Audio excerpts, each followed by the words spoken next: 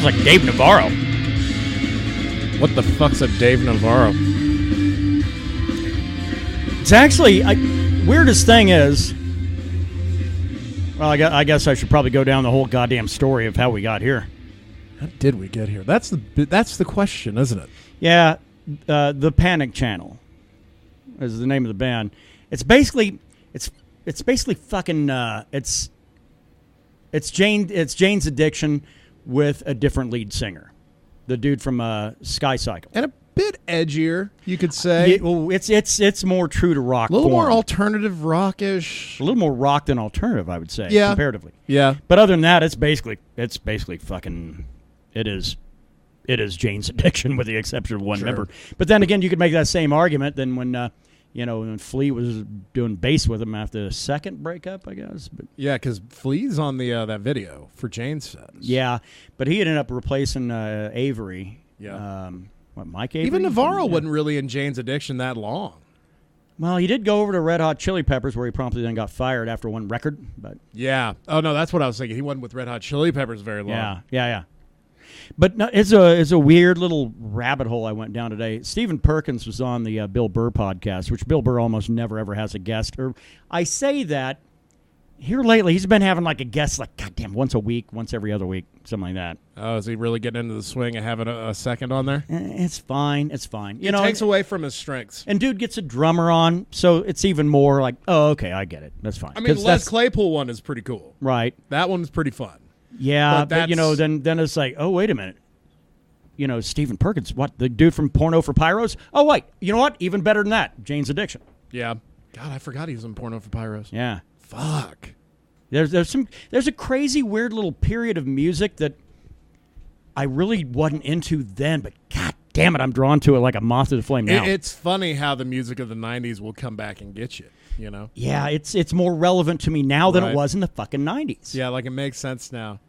Yeah, in a weird way, man. But, and that's the weird thing, too, is because Dave Navarro has really changed a little here and there, too. Outside of looking exactly the same. Kind of. Well, he's a lot more well-groomed now, I mean, I saw a he recent was photo. always like a bit of a manscaper, Yeah, well, that's true. He's a very pretty man. He's into that metrosexual movement before it really kind of took root. Yeah. Where do you put Dave Navarro in terms of his legacy and his contributions to music? But in the scheme of rock guitarists from like 90 to now, God, man, is he top 10? I have a feeling I could think of 10 better guitar players. Yeah, that guy. I mean, Dave Navarro is a hired gun. That's what he is. Kind of, but his original projects, clearly. What we'd had with Jane's Addiction and what did you we'd ever hear his actual solo shit? Unfortunately, yeah, right. It's trash. Yeah, it's not good. There's no love in your eyes, but there's love between your thighs. There's some pretty corny fuck lingo going on in his lyrics.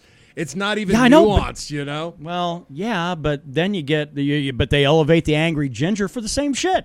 Yeah. And it's really more a discussion about his guitar playing than his overall songwriting and singing, right? I guess. Because, I mean, if you have to throw that in there, it's not going to be a bright spot. Yeah, and I'm kind of the wrong person to ask because I've never really a Navarro guy.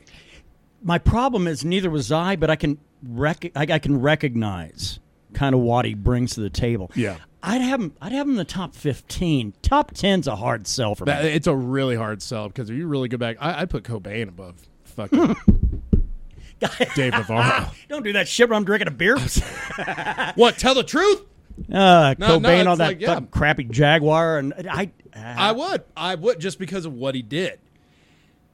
My problem is now that grunge is becoming a thing again. Too many people are elevating.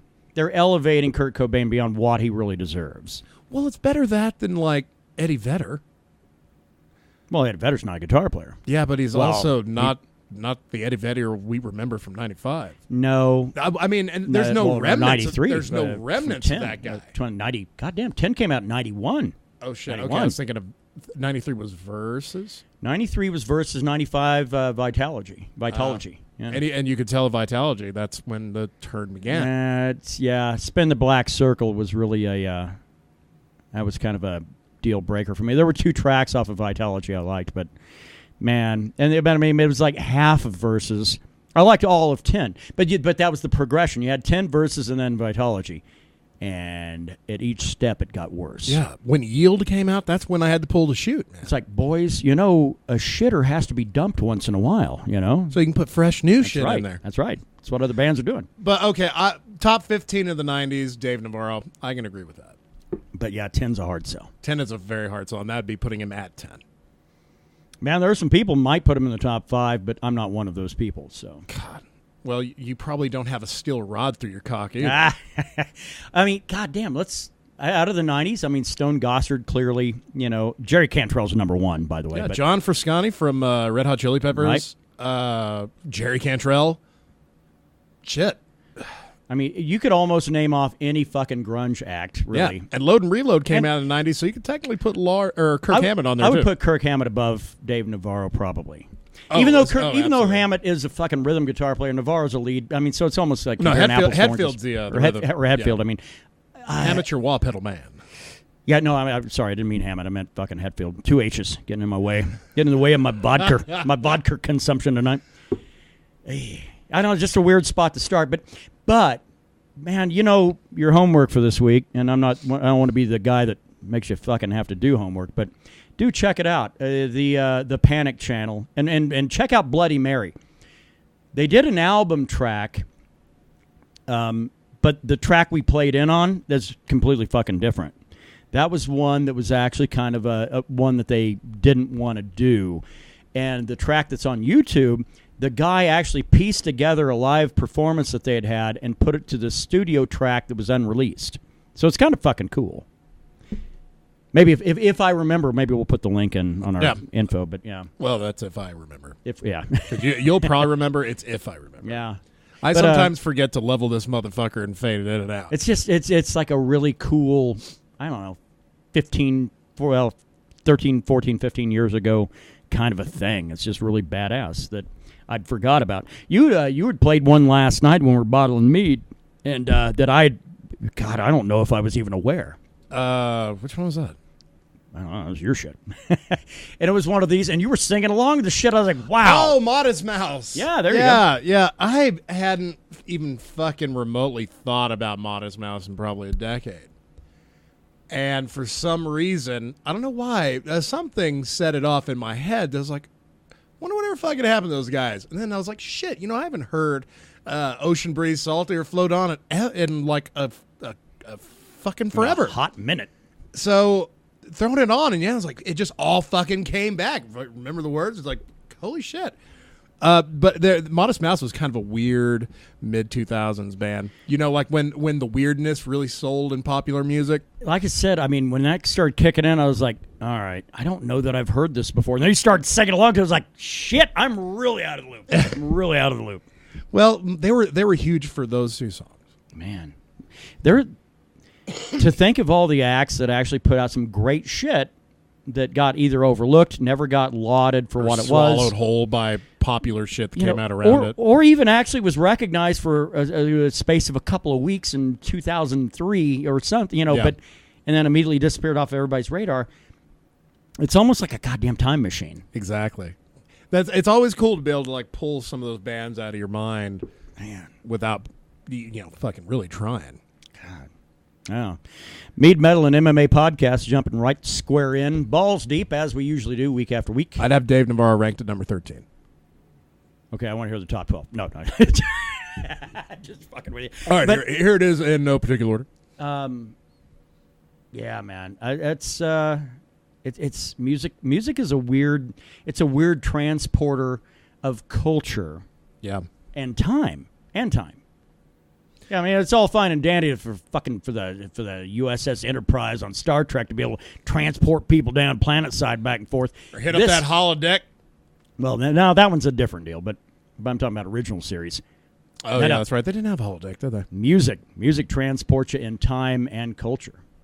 That carried over to TNG with Picard that's the thing. And Data. The holodeck, when they cranked that shit out, then it was like, oh my god, all bets are off because this is a recreation of the past. That's better than music. And everyone your first thought when you saw the holodeck, I wonder if you could fuck someone in that. Oh, you know that was Riker's first. And then well, dudes. And then DS9 came out.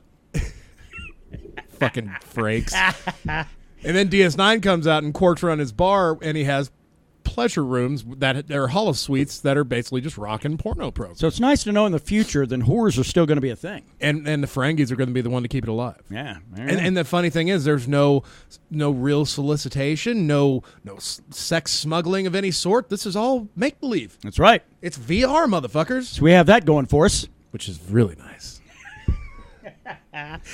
Goddamn, Come on, going a little wacky, going Dave Navarro to Star Trek. That ain't a bad way to start a show. To VR porn. Yeah.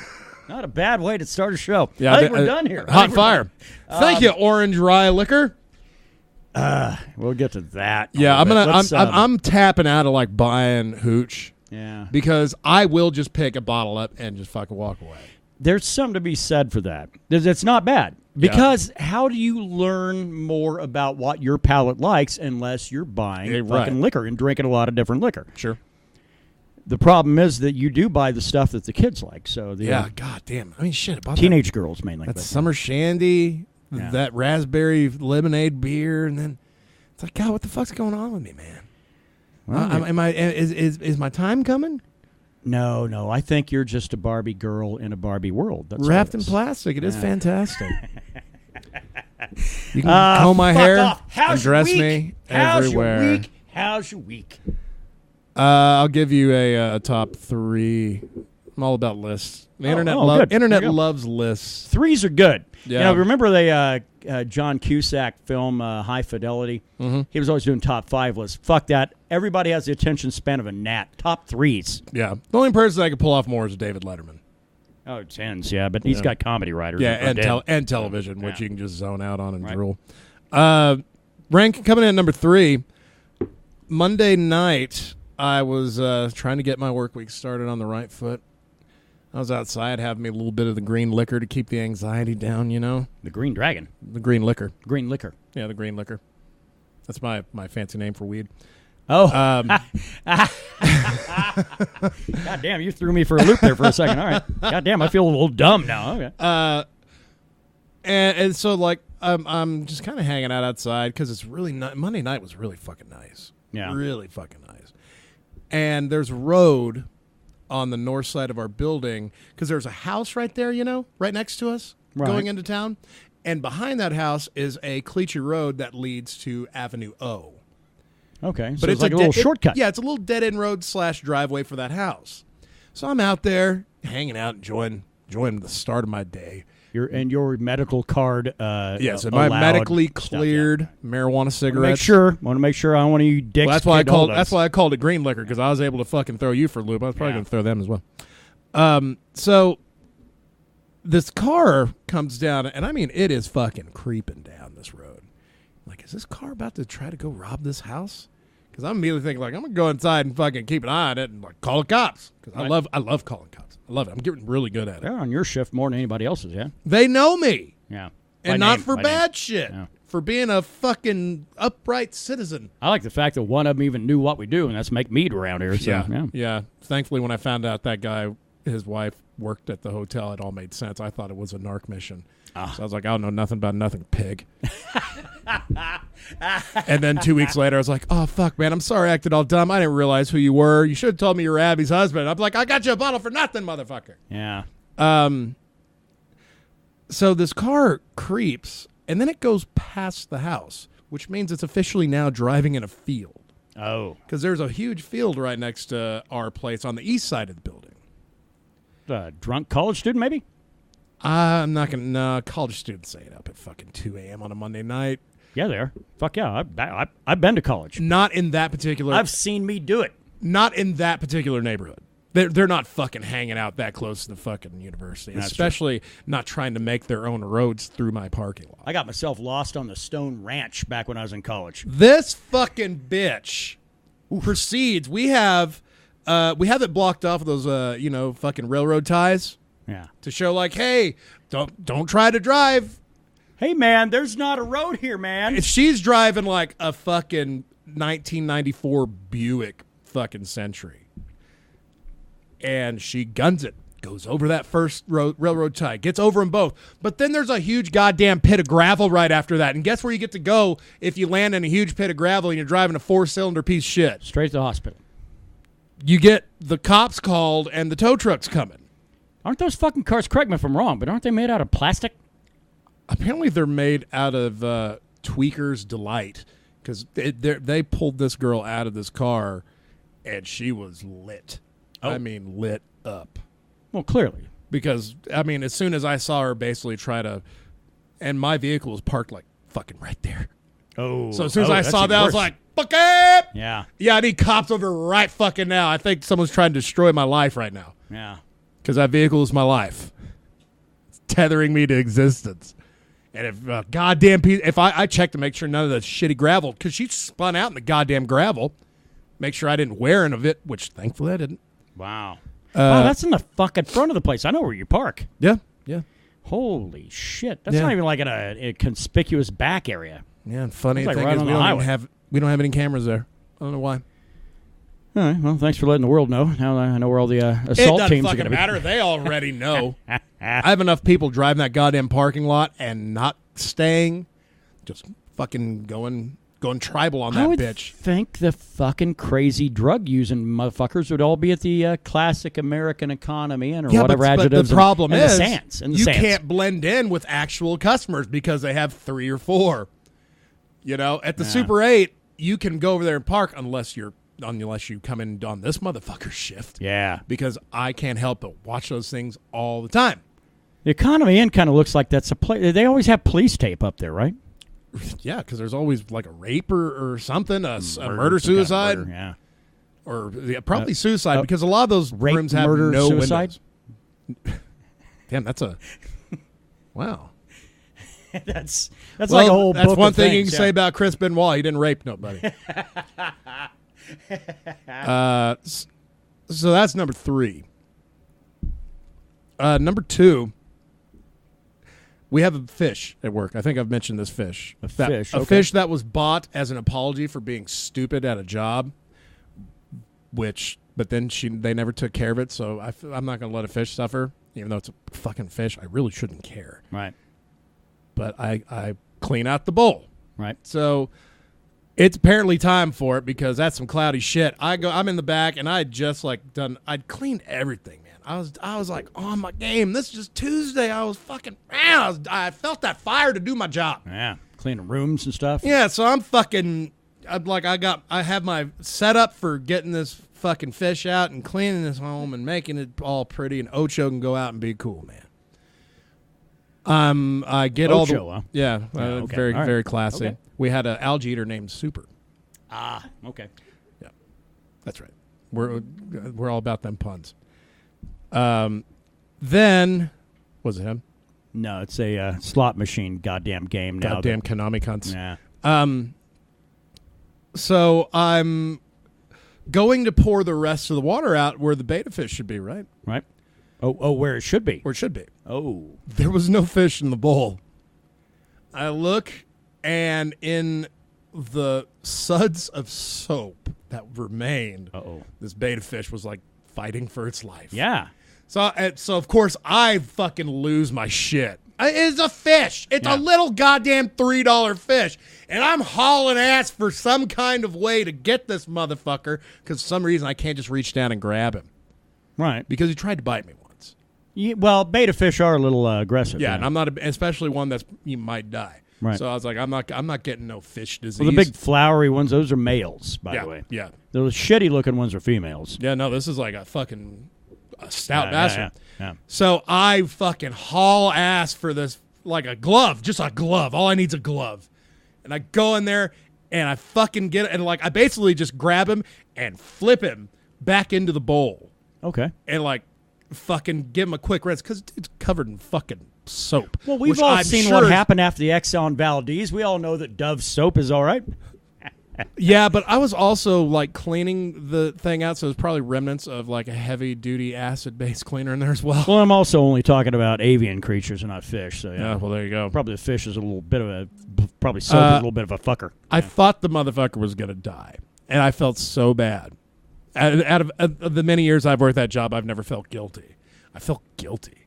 Like, I was like, how am I going to cover this up when this motherfucker died? Yeah, I killed a fish that no one cares about. I know. Except me. You wouldn't bat an eye at a Puerto Rican. It's a goddamn... was it a Puerto Rican fish? I don't know. Ever turns up absent. Check your roster. See if there's any Thai families staying there. Thankfully, the dude pulled through.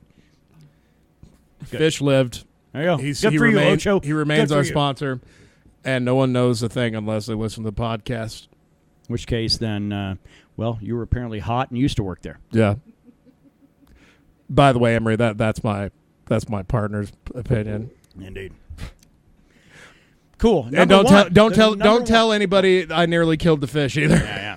I appreciate it. Let's just keep that between you and me and our 80 or 90 subscribers. So we'll keep that. And now for the number one story, then I fucking promise to keep my mouth shut for the rest of this. It just happened to be a very active week for 3 days of fucking work. Wednesday night, I get into work. I notice I have one arrival, and it's someone that has an employee discount. Oh, okay. All right. Well, last time that happened, they did drugs all weekend. And that was someone that was working there at our hotel. This is a guy from a hotel they own in Las Vegas. Oh, okay. All right. And so this guy comes in. Well, I take it back. He couldn't come in because I had the doors locked. Because when I get there, I lock the fucking doors. You lock that shit down. We all lock down because I want to know who the fuck's coming in, who the fuck's going out. Which is weird because almost every other hotel I've ever been in, that's what they do. And apparently that was not the case at your place of employment. I had to ask, is it okay if I lock that door at night? Well, as long as you don't, leave anybody out there trying to get in to buy a room. Like, motherfuckers, how many people come in after 11 o'clock to buy a room that isn't of sterner stuff, if you know what I mean? I'm not a big motel purveyor, but I do stay in one in Albuquerque every year. It's a Marriott. And it's got like that big one you can see off the interstate? Yeah. And it's got a room key that that gets you also into, because after 9 o'clock you're fucked. You can't get in. You want some Stolies? Oh yeah, there we go. I want another beer. Thank you so much. I'm bummed out of my fucking navel orange rye. It's a little. We'll get to that. But still, you use your room key to get access to the outside doors too. Right. So it's kind of cool. That's how it works at our place. The north and south entrance, you have to have a key. Because if you don't have a key, then you're not coming in through the lobby door because I have that motherfucker locked. Right. And is there a sign saying, by the way, go around or whatever? Yeah. I put up the sign every night. It says, doors locked. Use your key card, north and south entrance. Go fuck yourself. I can assure you we're open today. Exactly. Yeah. Somebody smell like shoe polish in here? I can really relate to Dante in the hospitality. I'm like the hospitality Shouldn't Dante. Even be here today. I feel like I don't want to be there. So, but yeah, to this number one story. So I had the door locked, and I see this guy get dropped off by this shitty pickup. I'm like, all right. Normally, if you don't have a vehicle, I don't really think you can afford a room, especially when ours are hitting a Hyundai. You're not wrong. But I go and I see the guy has a Michelob Ultra in his hand. Oh, well, there you go. At least he's concerned about his weight. And they're trying to open the door and shit. I'm like, fuck. And it already starts. Is he dressed like a hillbilly? No. Oh, no, it's a Mexican dude. Mexicans have their hillbillies too. Yeah, that's true. I mean, usually Mexican folk around here, they drink Bud Light. That's their weapon of choice. That is true. I rarely see him drink Michelob Ultra. Yeah, that's a little concerning. That's obviously somebody with a real strict dietary thing going on. Yeah, right? And anytime I go and open the door for someone, that doesn't have a key, that is legitimately trying to get a room, every time I open it, I always apologize, hey, sorry about that, because who the fuck wants to be locked out and, wait to come in and spend some money? So I always apologize out of politeness, even though I don't mean it. and the dude just looks at me, just locks eyes on me, and slowly walks into the fucking hotel to the part where I'm like, am I gonna have to fucking be really on my game for this guy? Get your own plot of game on, yeah. Because I'll fuck me up a drunk dude. I can do it. I've fuck up a drunk girl before. Wait a minute, that didn't sound very good, did it? Well, she attacked me first. They have it coming. She attacked me first. Right. It was all self-defense. A little uppity. Yeah. So I go around to the desk. I'm like, can I help you? Because this dude has said nothing. And I've said, evening, sorry about the wait. He looks all fucked up? Oh, dude is fucking destroyed. Oh, wow. And he's like, huh? So what? Is that a Wookiee talk? Like, Daniel Cocker. Oh. Which I eventually come to find out he's trying to tell me his name. Yeah. Which it was the only reservation left. It happened to be this employee. Wow. A rule of thumb, if you work for an umbrella of like, we all work. We technically, we're branded under Wyndham, but we all are under this umbrella of a company in Albuquerque. I'm not going to mention its name because that's fine. Then Nobody fucking needs. Then I will be effed in the A vis-a-vis all the 50 contracts I signed to be an employee here, which I'm voiding like half of them already. But I don't give a shit. So. But we wouldn't have good content without that shit. That's right. That's true. And it's goddamn entertaining. I try to get this guy just sorted as quick as possible. And then finally he says, was at a funeral today. It's like, oh, sorry to hear that. I left it at that because there's no way. If it was maybe a level-headed person that was just bummed out, I might offer a little more condolence than just like, bummer, brah. Why are you kissing the ass of somebody that died you don't even know? I've never understood that. I get it. We're a polite society. We try to be anyway. But, somebody dies like, oh, well, all right. Next. Yep. Next in line. And I guess you have my condolences for this 5 seconds. Thank you. Move on. So the guy, while I'm getting his room keys ready and shit, I have to go in the back and get some more key card envelopes. Is it a common thing to do two, even if it's only one person checking in? Sure. Okay. It's usually we ask Seems how many, wacky to we me. ask how many keys you need. Yeah. We put it on you. I always check in. I always get two. If it's a room with 2 beds, we do 2. Which is dumb because I always leave one in the room. So. Well, that's where you need it to get the fuck out, right? That's right. So while I'm in the back getting these key cards, I look up at the fucking camera, and this drunk dude, we have like a wall of treats. Wall of treats. Wall of treats. Some chippies, some candies, some little canned ravioli things you can put in the microwave and enjoy. Just some convenience items for the drug users that stay at our hotel every once in a while. Which are generally sometimes the employees. Yeah. And I see this guy just grab a bag of munchies and just crack her open and just start eating them.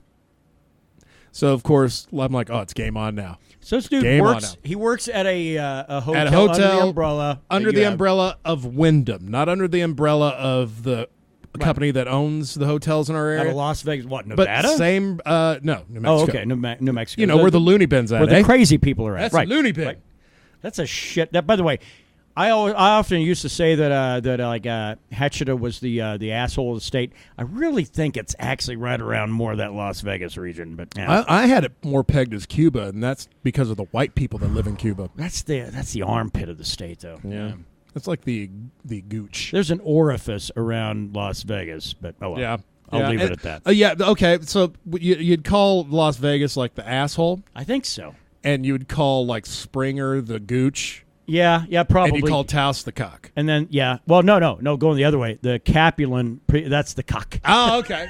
It's because it looks like an actual cock. All right, got it. It's a volcanic big mountain, yeah. So basically, I had to go in and be like, that's $2.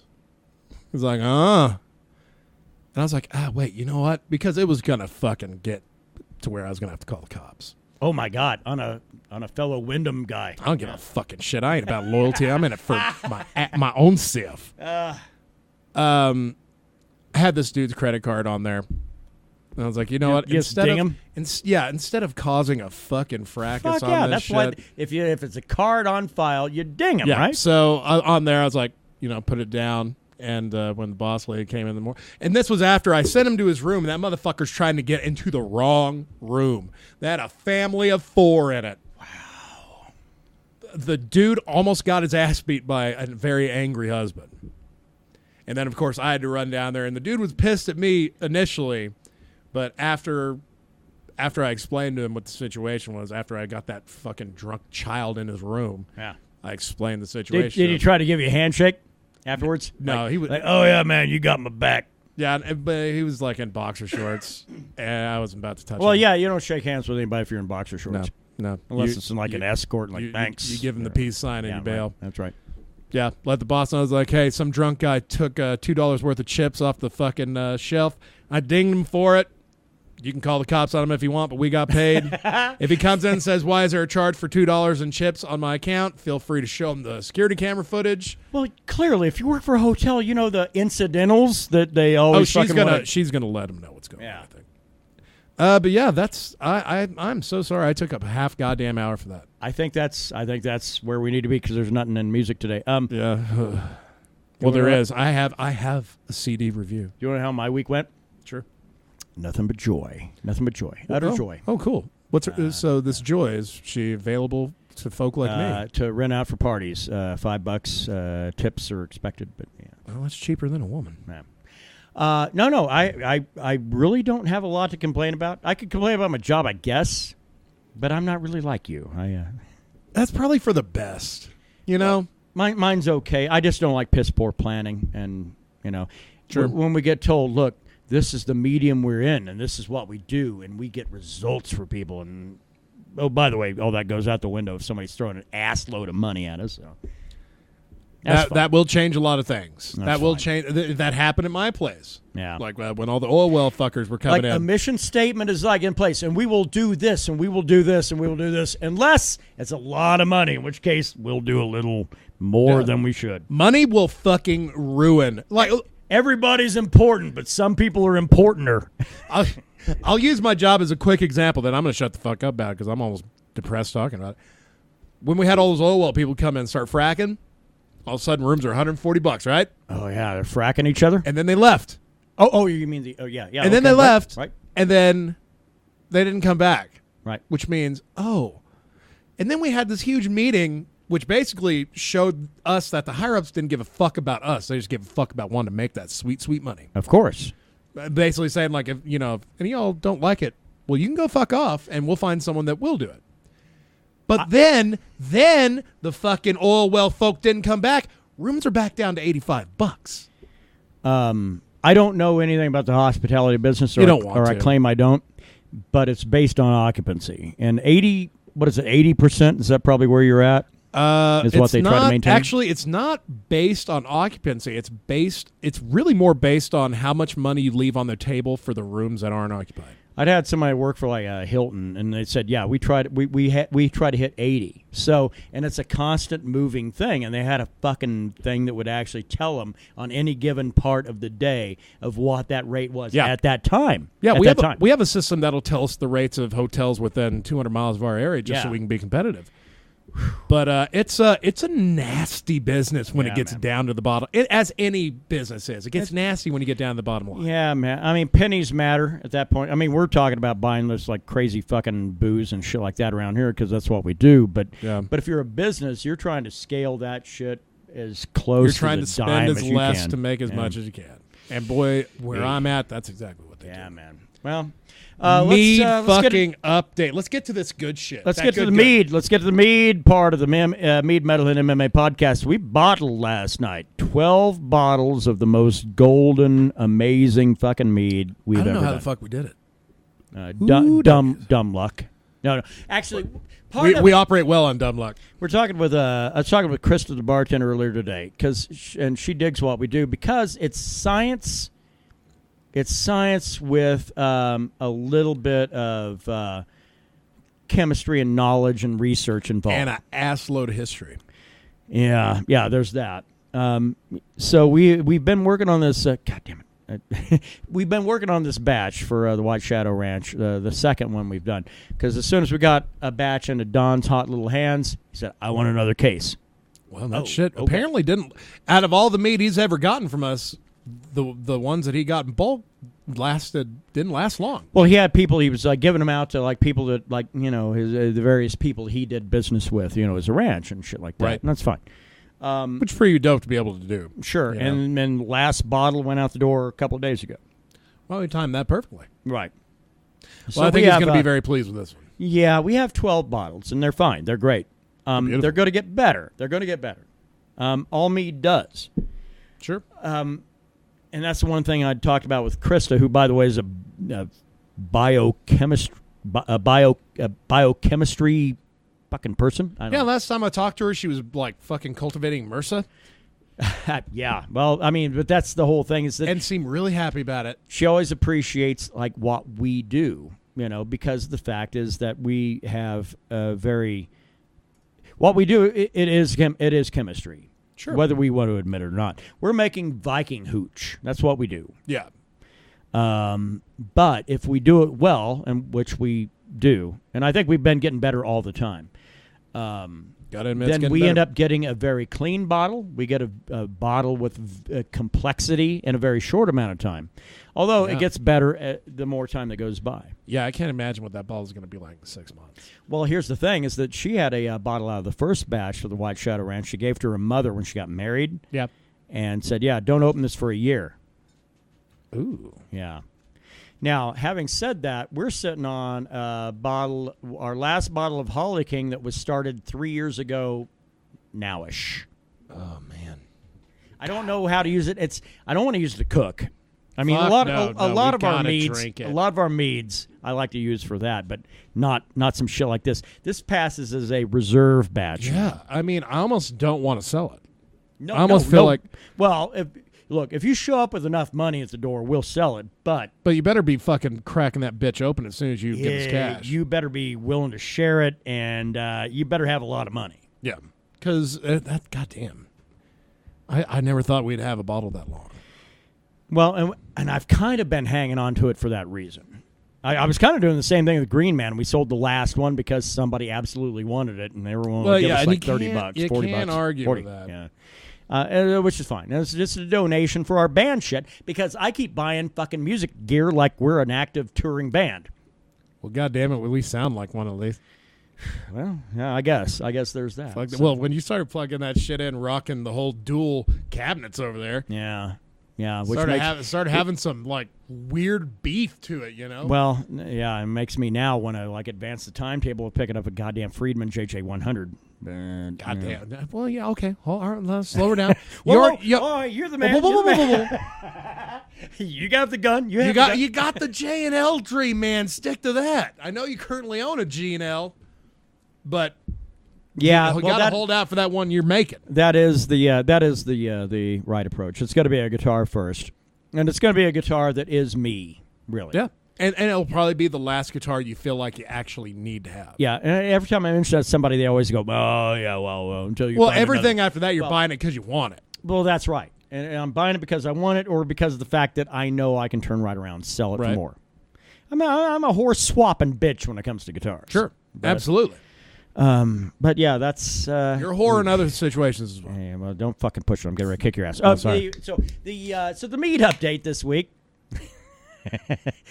Mead update this week is that we have that one bottled. We're gonna get the shrinks on, get the labels on, and all that shit, and get it off. Rocking that tomorrow. Well, probably tomorrow, Sunday, whatever. Whatever. I'm flexible. I'm fucking Semper Gumby, motherfucker. I told you were a whore. And I'm gonna get that off the White Shadow Ranch on Monday. And, I hope he likes it, man. I from what I tasted, you smell apple on the nose with light green chili. You taste it, and it's the exact opposite. Yeah, it's amazing. The green chili is a little pervasive. It might be not pervasive. It's at the top. Prevalent. It's prevalent. It's the top note. Yeah, it's prevalent. But it'll change. Yeah, 3 months later, it's going to be different. With age, the apple will then begin to take over. And you go, wait a minute, I thought there was green chili in this. Yeah, the nose is already there. The body will catch up. Yeah. But right now, it's drinkable. You could drink that entire fucking bottle. Yeah. You can certainly do a photo shoot for a calendar. That's for sure. Right. Well, and that's the unfortunate thing that we pulled exactly 12 bottles of that shit. So Good. I was hoping we'd get like a bottle and a half, 2 bottles, to where we could then drink like an entire bottle, and kind of enjoy it. Let's get to the metal side. Devin Townsend.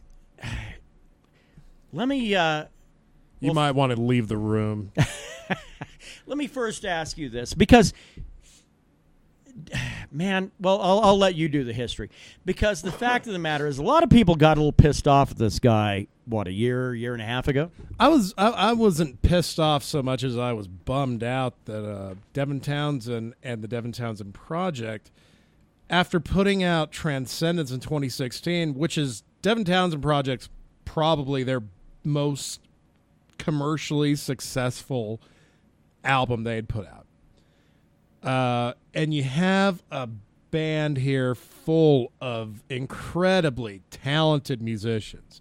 You have Dave Young guitar, you got Brian Waddle on bass, you got Ryan Van, I always get his fucking name wrong, Ryan Van Pooteruyan on drums, and Mike St. John on keyboards. These were 5 people with synergy, and it showed. And then Devin Townsend said, no more.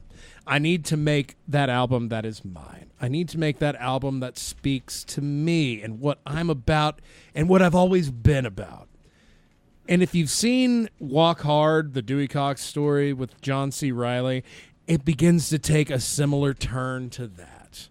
He needs to make his magnum opus. He needs to make that album that encapsulates who he is as a man, as a musician, as a human being.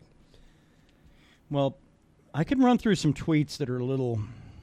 You'd probably be more well-served to cover his anger due to piracy, even though he was basically just saying, I don't give a shit what you do as long as you don't do it in my living room type of mentality. I guess, because the problem is that how much of this is Devin Townsend, how much of this is his label, right? Or at least I assume that that's probably what I think most people probably view. And I'm having trouble accessing that shit because Twitter's, frankly, a hunk of shit right now if you have an Android. But Church. It's a hunk of shit in general anyway. Bitches. Well, anyway, long story short, because I don't think I'm going to be able to make this work because they're a bunch of dicks. The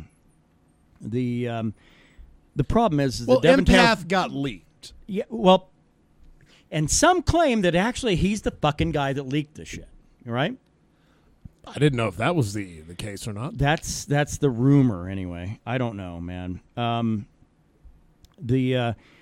So the case is that he likes to put things out there, and he had even mentioned that the fact of the matter is that that's just not going to work. Twitter sucks. The fact of the matter is he puts it out there that he basically dumped $170,000 of his own money, of his own cash, on top of other things, and his label put up $150,000 on promotion. Yeah, which is, I mean, that none of that money went into the actual creation. Devin Townsend fucking funded this album. Well, but if you're talking about an overall product, that's where we come into a problem here. So his label dumped a pile of money into the promotion of this one, knowing that he's putting a bunch of his own money into the production of it. And so then that way they think they have a great product going, and suddenly this goddamn thing's available online days before the release. It was available on Monday. And Devin Townsend has previously said in the past that, fuck that, music should be free and blah, blah, blah, blah, blah. And he's okay with people sharing it over social media and everything else. Well, due to the fact his label had dumped so much money into the promotion of this, which the label is, because it's been released on 2 Heavy Devi albums, records, which is his label, and Inside Out, which is a partnership of Century Media, and Century Media was acquired by Sony. That's the big one. So with that going on, that's probably where he got a letter saying, could you please tell people maybe not to steal your fucking music, please? Because he was telling people, steal. Years ago, dude was saying, steal it. It was always facetious. I mean, System of a Down put out a fucking album called Steal This Album. People didn't go steal it. Well, I'm sure probably a few people did, but that was back when you actually had to go grab that motherfucker. Right. I think it's primarily record label jargon. Absolutely. Because then the dude's like, hey, I know I've said this before, and blah, blah, blah. And he has to backtrack. Fucking Devin Townsend has to backtrack on his ideas of what it is. And he said, if I didn't have, frankly, we shouldn't have to monetize art, but we do in order for me to be able to do this. And if I can't make $170,000 back on this record, I'm done. He'll do it. There's enough special editions created for this. That's the era we're in now. It's not just like, I have to worry about this CD being bought. But then you also have the special edition, the deluxe edition, the VIP Premier Deluxe Edition. It's just like video games now. You have 6 or 7 different packages that people are going to buy. Look at what Winter Sun did. Those cocksuckers. Cunts. Yeah, that's. But he'll get his money back. I'm not worried about that. I don't know. What I'm worried about, he'll be able to build a golden sauna, but yeah. No, but he'll at least be able to record another fucking album, probably in less time it'll take to hear the next Winter Sun. But we need to get to Empath real quick. All right, let's do that. We need to get to Empath because I fucking listened to this album front to back. I've listened to it twice today. And at the end of the day, if you are the most hardcore Devin Townsend fan, I mean, from his Steve Vai days to Strapping Young Lad to solo shit that was scattered in between that to Devin Townsend Project to Empath, your ass is going to be in for a ride that you're going to love. Because it's that Devin Townsend weirdness that I expect. The problem that I have is that's all throughout this album. There's no, which usually would sound like comment. There's no breaks. You get no break. If you find a part of a song that you dig, you better not get too used to it because that fucking shit's about to change into something else entirely. As a casual fan, when Genesis came out, when that one dropped on YouTube, right, I kind of checked out. And but there were parts in it, like when it hit the chorus, I was like, God damn, okay, there's a nice jam, nice little guitar riff. But then it got weird. And Devin Townsend's all about weird, and I expect and appreciate weird, but this album is beyond me. I'm not going to say it's bad because I don't think it's bad. I just don't get it. My favorite track is track 6, Hear Me, which is probably also the heaviest track on the album. He also does a 6-song kind of concept arc called Singularity that's in 6 parts, which Dream Theater did a very similar thing. To a little more success is going to be my guess. At the end of the day, this is not going to be an album I'll listen to again. That's the fear. It's because you're the target audience. That's the problem. But I don't think I am anymore. Because I was the Devin Townsend project. Well, then that's a bigger problem. That's a bigger problem then. I know he's going to lose fans for dissolving the project. The question is, will the fans that stick around for Empath fucking fund the next venture? That's the question. And you're not wrong. This guy spent what, 170,000. He'll make that back he's already made that. I bet. I'm sure he made it back in pre-orders for special editions, man. That shit was like $80. But I don't like his business model. I'm telling you right now. Yeah, it's like I said. I'm not going to say it's bad because I don't think it's bad. I know there's goodness in there. I just can't hear it. It's eclectic and all over the map. Man, I really wish... It's like Sturgill's third album. Yeah. Oh, Sturgill Simpson. Yeah, with Sailor's Guide to like Planet that. Earth. It's like that. It's fucking weird.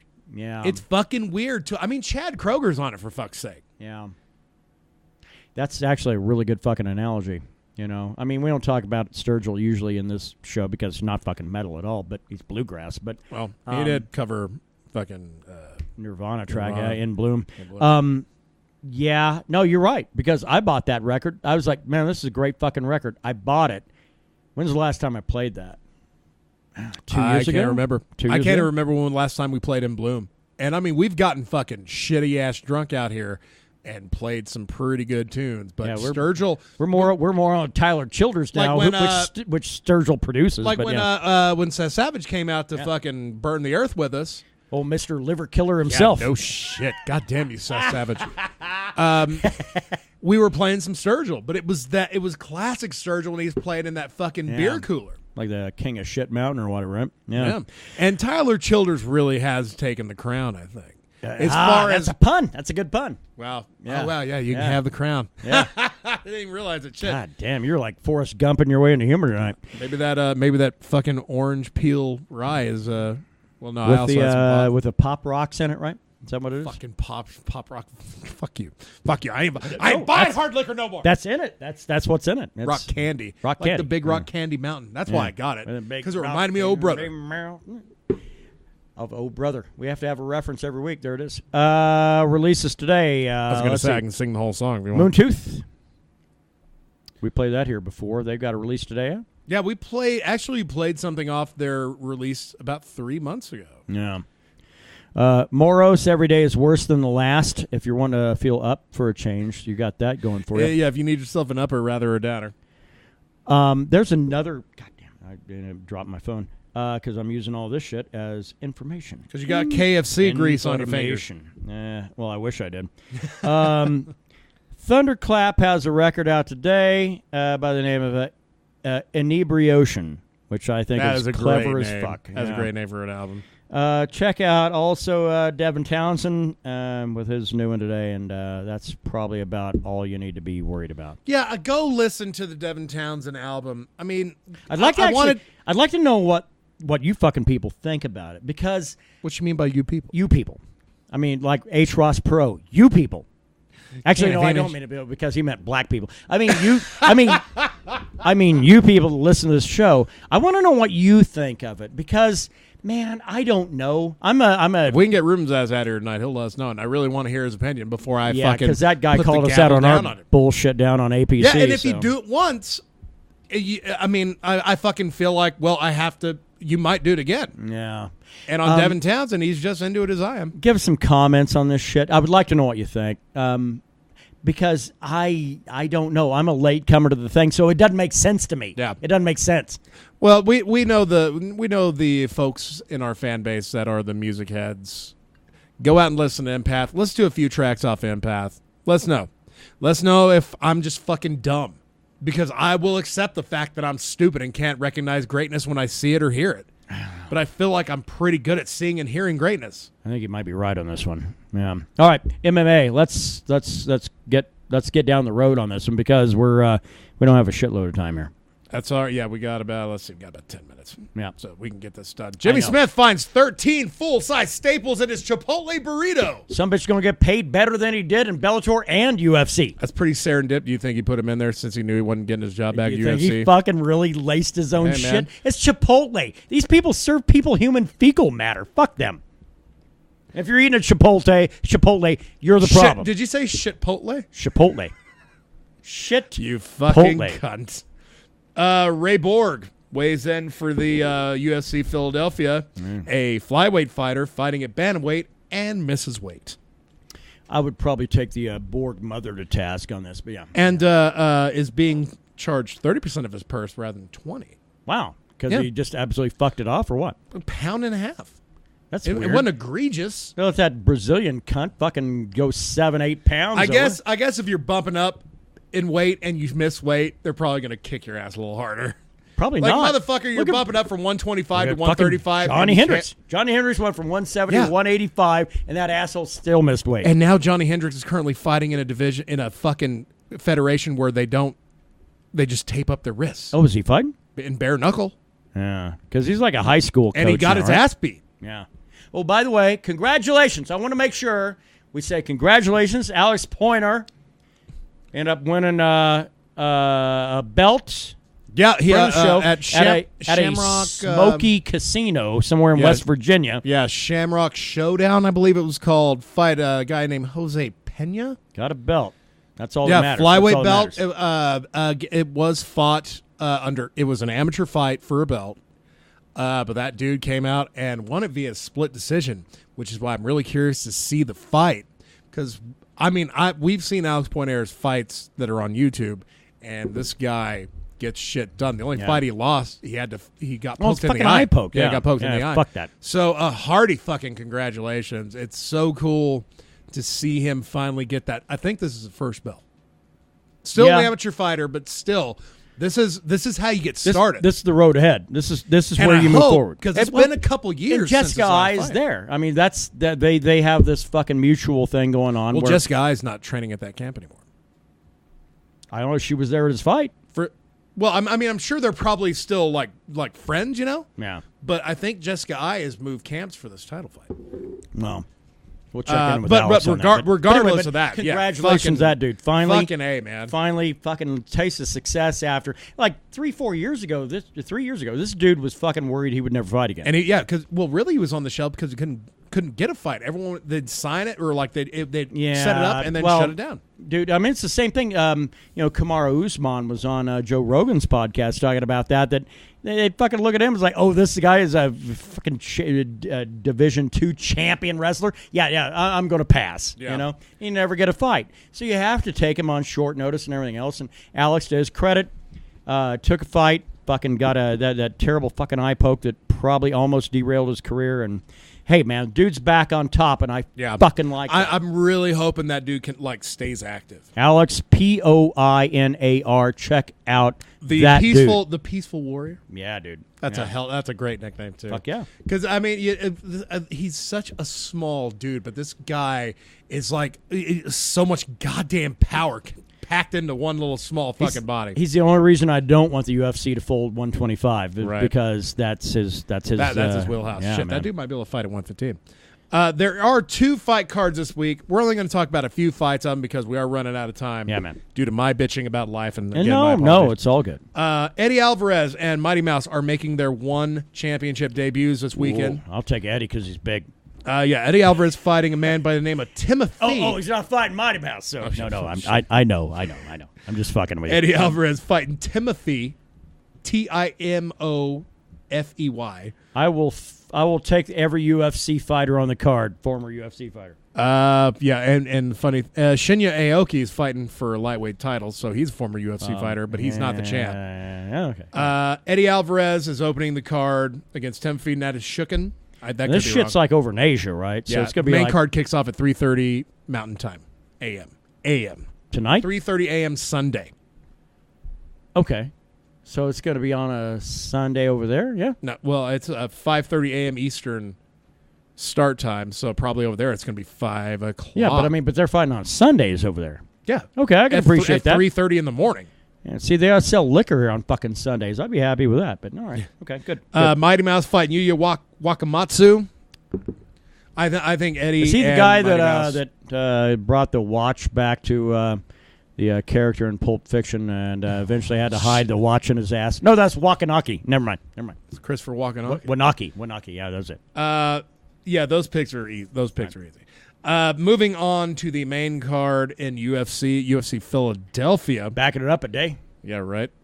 We're going to move on to the main card here. Yeah, fuck all the undercard. Karolina Kovalevich fighting Michelle, the Karate Hottie Watterson, at 115. What do you got? Kovalevich, because, God, man, she's...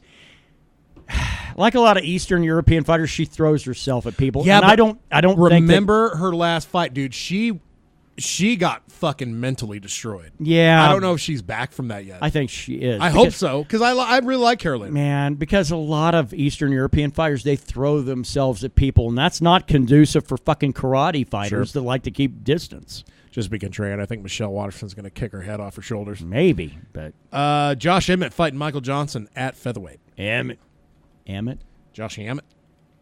No, Michael Johnson. I'll go Michael Johnson only because, unless he has like some MRSA going on. Man. Well, Michael Johnson. No, you're getting him confused with Kevin Lee, I think. Oh yeah, I am. Yeah, Michael Johnson, the guy. Yeah, Michael Johnson originally fought at 155. Fought Gaethje in his. Debut. Yeah, that was an epic fight. Oh yeah, dude's never recovered. No, maybe I'll go Josh Emmett. And I don't even think Justin Gaethje has. Yeah, and this is a Michael Johnson at 145. So, and we haven't really seen him shine yet. Dude, yeah, that guy. I thought that was a struggle for him to make 140, 150. He dropped weight after the Gaethje. Dude, that's crazy. All right, I'll go Josh Emmett on this one. All right, I might be wrong. Your co-main event, which is the heaviest fight on the card, which is middleweight. David Branch fighting Jack Hermanson. Hermanson. Don't care. I got David Branch. This is probably going to be a second-round finish. I think it's going to be boring, and it's going to be a splitty, and it's going to be terrible. Oh, a boring split decision. Yeah, man. Is that your bold pick? Yeah, well, it is. It's my pick. It's my pick. UFC Nashville was lauded as being horrible. I think that we'll do worse, so we'll see. I don't know, man. I think the main event will save the day, which is Edson Barbosa fighting Justin Gaethje. I'm going Justin Gaethje. I know I'm gonna get. I'm probably gonna get burned. I'm picking Justin Gaethje because, goddamn it, there's not a lot of fighters in the UFC I'm fans of as of right now. I'm still a fan of his. He is batting 500, motherfuckers. Yeah, people on the internets have said, "Hey, as long as he uses that wrestling in this fight." I haven't seen that asshole use wrestling one goddamn time. I haven't seen it once. He wrestles with how many punches he needs to wear in a fight. If that's what he does, he's going to get fucked up. Junior's going to fuck him up. Barbosa's going to Barbosa is going to fuck him up. So let's see this mythical wrestling he has, because I would just as soon, I'm assuming I'm going to see a unicorn or maybe a Pegasus fly over, or Justin Gaethje's wrestling. It's all on the table. My heart is saying Justin Gaethje in the second round. If I was in Vegas betting money, Barbosa in the first round. Not in the first. Head kick. First fucking round. I feel like Gaethje learned enough showing that in the Vic fight. Well, there's no way this guy's dumb enough to think he can stand and blow with fucking Edson. So he showed me he learned a lot against a guy that had reach on him. Maybe this crazy weird thing they say he has wrestling in, which we've never seen ever in UFC, maybe he pulls that out of his bag. Maybe, because that's the only thing that will save him in this fight. And if he does, then he wins. Edson on his back can't fucking fight. We've seen that's true. He's like a turtle. Dude. Yeah. But this weird mythical creature that Gaethje has called wrestling, let's see it. Let's see it, motherfucker. I want to see it. It's hard for me to pick against him. I picked him in every fight, but there's a fucking reason for that. You go back and listen to, I think it's podcast episode 43. Well, I'm a huge guy. No, I agree with that. That reaction you hear after the podcast when I'm not here because I'm at fucking International Fight Week, that's me losing my mind to Gaethje, and he won a fan of me that day, and he's 2-2 in the UFC, because he's beaten Michael Johnson and Vic. Yeah, fell to two other cocksuckers, I think. Yeah. So he's gonna get the chance to have a winning record here in the UFC, and I'm fucking rooting for him. Yeah, Edson needs a win. We'll see what happens. Let's get them picks. Picks drinking this week. I'm drinking fucking shitty rye orange liquor. I am drinking Stolies straight out of the freezer. I can't believe I'm not buying booze no more. I'm not doing it. That's right. I'll give you money. You go buy it. All right. I'm drinking Stolies. Strollies? Expensive liquor, cheap beer. Yeah. Budweiser and Stolies tonight. Which, by the way, the funky orange rye wasn't cheap either. We'll figure it out. We'll make some goddamn Jell-O shooters or some shit. There's got to be something for my birthday. Yeah, we'll figure it out. There you go. Figure it out. That's actually all right. Music this week. Modest Mouse, the other than Breeze Salty. Man, that's not a metal pick, but it's a pick I enjoy. The Panic Channel. Check it. God, I can't believe that shit kind of really... It went by the wayside. And it makes me sad that there's a lot of shit that's great out there that came out in the last 15, 20 years, and maybe I wasn't aware of it or forgot about it. Yeah, but it's Dave Navarro at the end of the day. You'll find him everywhere. Yeah. You'll find it eventually. He's everywhere, even on TV. Picks on fights. I'm picking Ronda Rousey to drop. That's fake fights. That's fake fights. Oh, shit. You know Cain Velasquez is going to be fucking debuting for fucking AAA in Mexico. Don't doubt it. Well, but this is that hardcore Mexican guy for a Mexican promotion. Right. I don't even think he speaks Mexican. Born and raised in Southern California. Yeah, good man. Brown pride. Knows Brown that elevation. Yeah. Fighting out of Juarez. Yeah, We'll see you in April, bitch. Let's see. Fights. I got Kovacevic via Stone Cold Stunner. No. By split decision. I got David Branch by fucking first round KO. That's what you got. Got to go bold. Gonna see you next week. Things are gonna start ramping up, getting close to my birthday. Be prepared for some fucking crazy shit. This song makes me want to go punch drywall. Cold Chamber? Yeah, let's close out with that. Yeah. Let's go get drunk. Hey.